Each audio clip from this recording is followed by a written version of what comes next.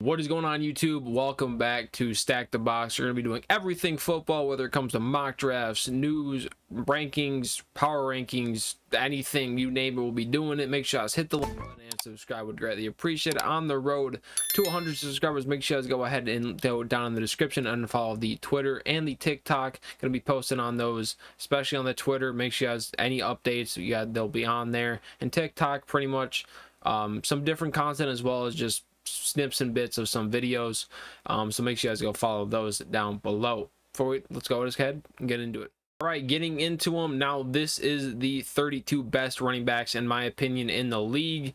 I could definitely change around some of the rankings, guys I maybe forgot about as I was doing them, and just kind of fit them in somewhere that it would work. This is going into the season. This is not going into the season. This is what I think they'll do throughout the season, whether it comes to production, just how I feel like they're going to fit into the offense, skill wise, all that, and just how much I like some of these players and where I think they fit. So let's go ahead and get into it. Starting off at number 32, Devin Singletary. I'm not a big fan of either one of the Bills running backs. I don't think they have very much talent, especially Devin Singletary. Pretty decent receiving back, but when it comes to running the football, he is very stiff. Not very versatile, not very agile. I just feel like he's kind of reminds me like a Kenyon Drake. It's a smaller Kenyon Drake. I don't think Kenyon Drake has much more than speed on him. At number 31, we have Gus Edwards, the number 2 back for the Ravens. I just really like Gus Edwards. Gus Bus is what they call him, I think. He is a bulldozer. He runs over people, and he is just a really big physical back that really he just goes well with J.K. Dobbins. It's a really good thing that they went ahead and locked him up with J.K. Dobbins. A really good 1-2 punch. I just really hope that they do give the workload to J.K. Dobbins. At number 30, we have Phillip Lindsay, who I think should be the starting running back for the Texans. They obviously have a bunch of running backs. They have Lindsay, Mark Ingram, David Johnson, obviously, and Rex Burkhead, a bunch of different guys, kind of literally like the Patriots running back system, just a bunch of different guys. No one's going to be the main back, but I do like Phillip Lindsay. I've always thought that he has been a very solid running back.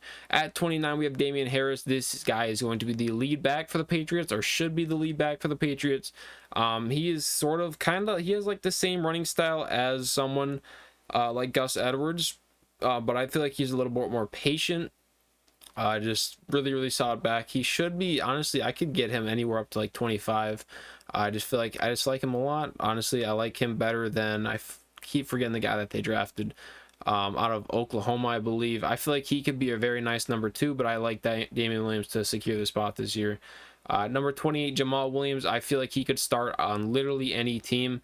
He could even be higher up. I just don't feel like, obviously, I'm basing this a little bit off production. I don't feel like he's going to be the most productive, especially with DeAndre Swift. I feel like they're going to do like a 60-40 split. Jamal Williams, very physical back, very good receiving back, has been working on his routes, his route running for about 2 years now. As a Packer fan, he literally, that's like all he posted for like the last 2 years is him running routes on the Instagram. So he has worked on a lot of his receiving game, and I just feel like he's a really solid back all around. Maybe that's my Packer bias coming out, but I just love watching him play. At 27, we have Myles Gaskins, a bit undersized. I just feel like he's a little bit fragile. He's kind of like a ridiculously worse J.K. Dobbins skill-wise, but he is obviously the lead back. His production is going to be very high up. I just feel like there's so many better options that the Dolphins could have went after, but obviously they like Myles Gaskins, so I'm not going to go out against him. I just don't feel like he's that great. Going to be a good fantasy football guy, but just regular, not a big fan of him. Raheem Mostert could be a lot higher as well. He has the traits: extremely fast, amazing acceleration, pretty agile, terrible hands, not a very good receiving back, but he should be the number 1 back depending on if he gets injured or not, which his hamstring and I believe his ankle, he's just never stayed healthy, so I don't see that really happening. But if he does, I feel like he can be a really solid back. Number 25, we have Mike Davis. Now, Mike Davis had a very productive year last year with CMC missing pretty much the entire year. He literally did the CMC role. He caught a ton of passes, and he broke a lot of tackles. I believe he had one of the best broken tackle rates in the league. He was really good.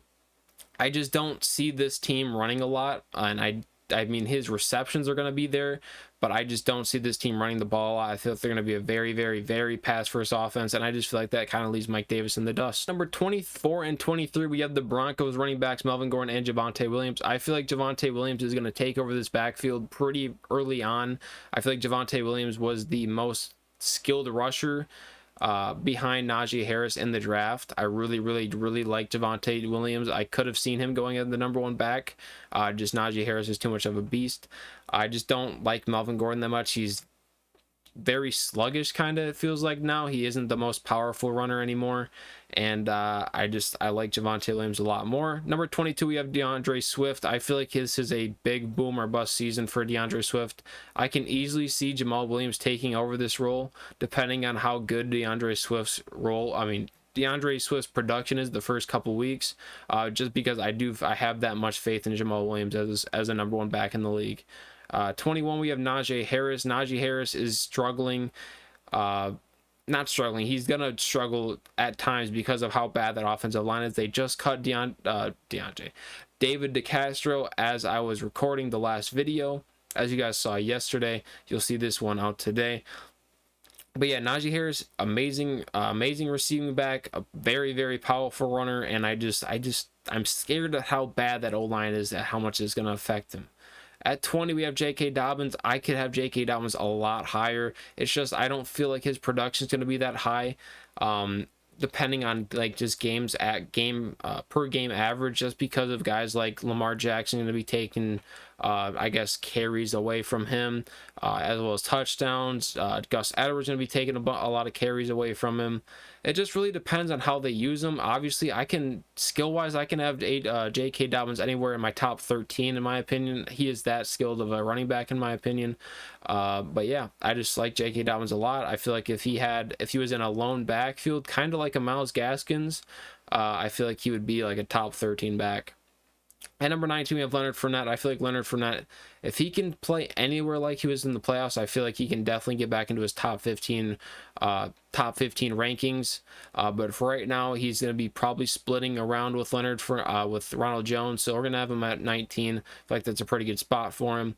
And then we have, as well as at 18, we have James Robinson, another guy that is in jeopardy of splitting carries. I just don't see them splitting that much. I feel like they're going to use Travis Etienne in more of like a receiving role, and I feel like they're going to give a lot more to James Robinson than people think.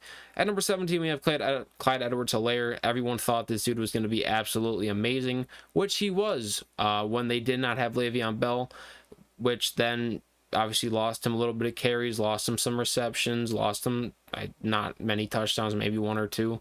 Can't remember how many Le'Veon Bell had, if he had any.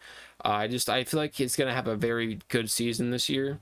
There's just a lot of production, a lot of more productive backs you'll see later in this list that I feel like are gonna be better than Clyde Edwards-Helaire. Probably going to be a very solid fantasy option, though, with his if you're in a PPR. At number 16, we have Miles Sanders. Now, Miles Sanders is a very good rusher.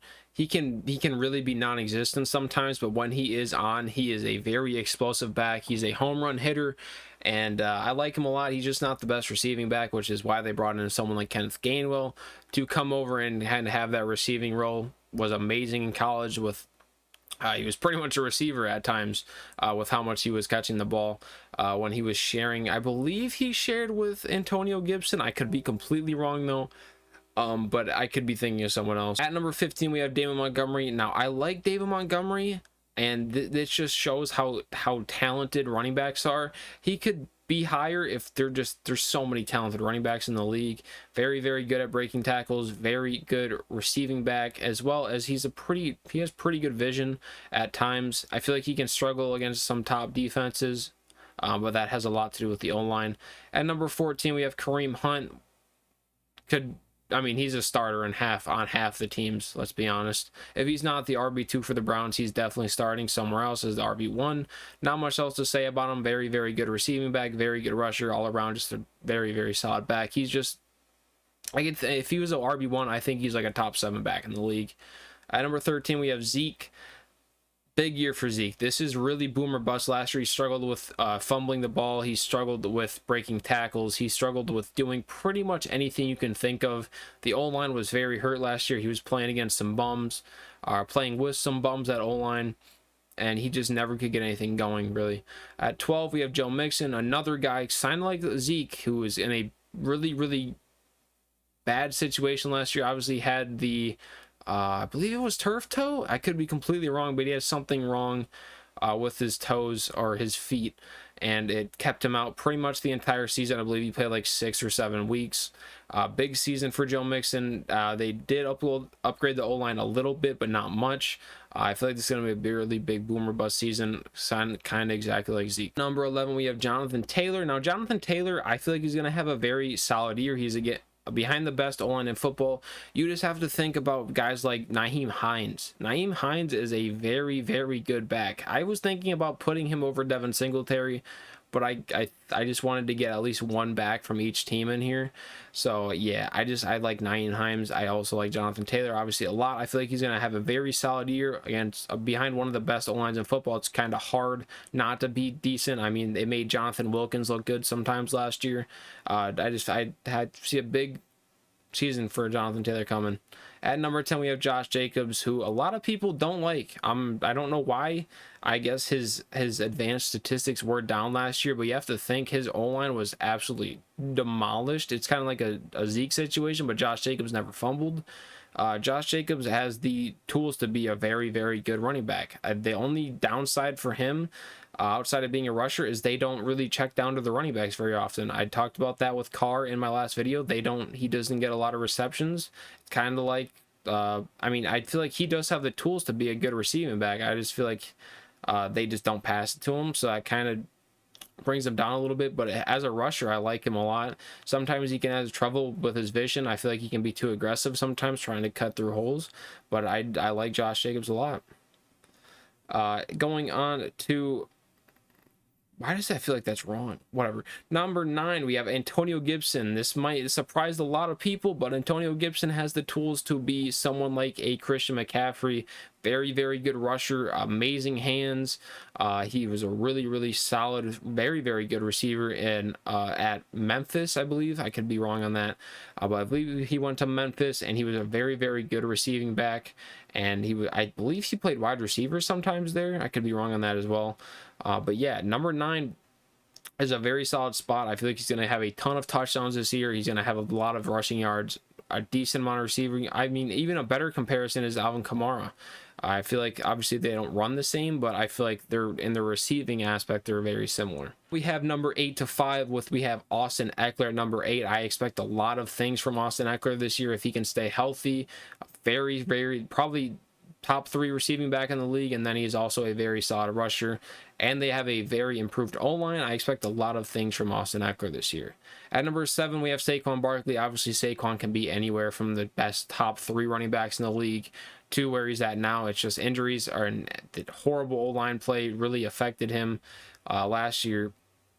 Obviously, he tore in his injuries, but if he can be healthy, I feel like he can be a top 3 running back. I can't see him having that amazing season just because of how bad the O-line is. And yeah, that's kind of it. I mean, he can make anything. He can make something out of nothing. It's just how much can he do that? Number 6, we have Aaron Jones. I love Aaron Jones as a Packer fan. He is so much fun to watch. I really like how they paired him with A.J. Dillon. It's a very good combo. Aaron Jones, amazing receiving back, home run hitter. I mean, he can do pretty much anything. He is, for how small he is one of the toughest runners in the league. He does not go down after first contact. He's so much fun to watch, and he's definitely top 6. Number 5, we have Alvin Kamara. Alvin Kamara, one of the best running backs in the league. Obviously, that's why he's top 5.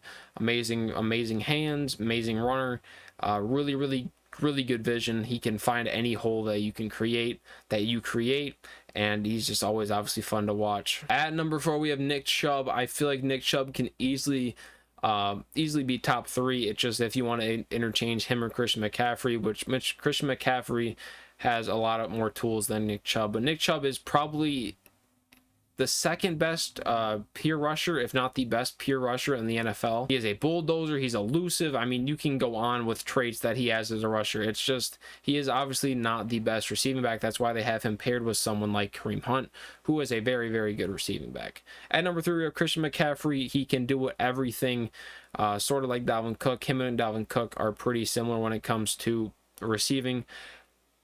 But when it really comes down to it, I mean, the top 3 are really interchangeable. Christian McCaffrey, Derrick Henry, and Dalvin Cook, which is pretty surprising that I'm even surprised at myself that I have Dalvin Cook there, but he is so damn good. He's a top 3 rusher. He is so elusive. I mean, there's so many things you can call Dalvin Cook, but I just feel like I keep saying the same things over and over. But yeah, I mean, Derrick Henry at 2, I mean, he's probably the best pure rusher in the NFL. And then at number 1, you have Dalvin Cook. There's not much to say about the top guys because they pretty much have everything in a back that you can ask for.